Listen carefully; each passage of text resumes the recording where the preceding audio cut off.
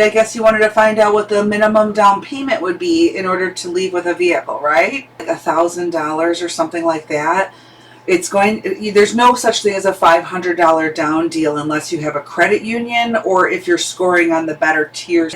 $1,000 down will ultimately get you about, a smaller balance, like a $6,000 car, maybe, $69.95 selling price.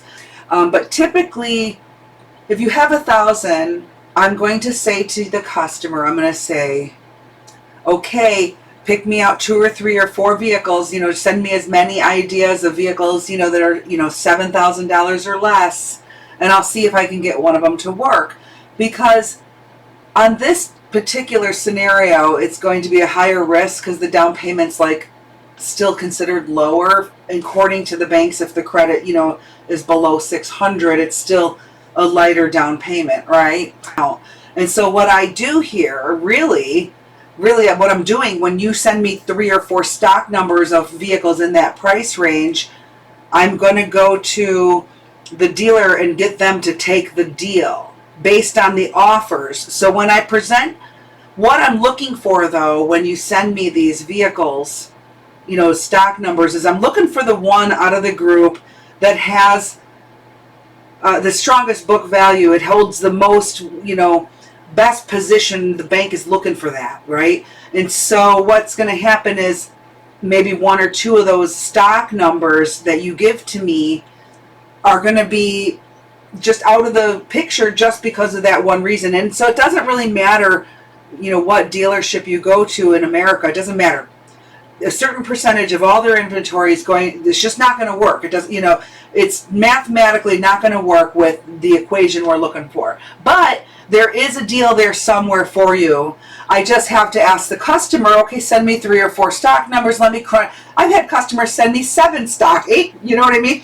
So I'm okay with doing the work and crunching the numbers to see which one makes sense, because I'm just booking them out one at a time, right? Looking to see if the value matches what the dealer's asking. So if the dealer asks, $7,000, but it only has a $4,500 book value, really, that's going to be one I toss out of here. It's just not going to work, right? So for me to produce for you, I just need to make sure that the bank is happy and the dealer's happy.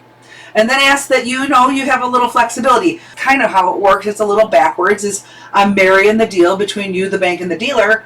So all 3 of you are smiling, and that's done before the test drive. That way, you can leave with the car if you like it. There's nothing stopping the deal. You can come on your lunch break and grab the car. So it's really a mathematical equation more than anything.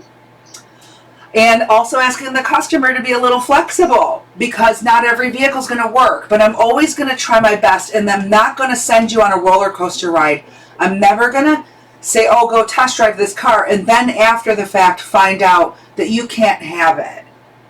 So all I'm doing is setting myself up to fail, and you, So anyway, I'm here, as soon as you're ready with the 1,000, I can swing for that type loan. Now, if you want a little more money, let's say you want to look at a $10,000 car.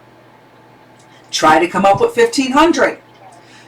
Maybe the bank, I had a guy that really wanted this car. It was $10,900. He had a little lighter income, like $2,400 a month income. But I was able to get him this with $1,800 down, this Equinox with low miles. He's picking it up today on his lunch break. So I'm just trying to give you the road to travel. It starts with money down.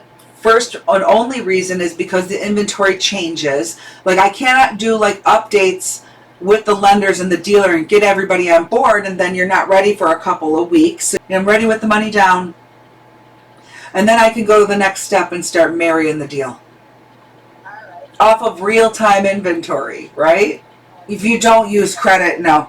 You need the money then. Right, but does he have anything? What was the last car loan like? Was it repoed? Was it, No.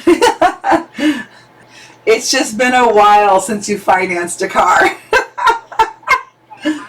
Oh my gosh, yes. Okay, you got it.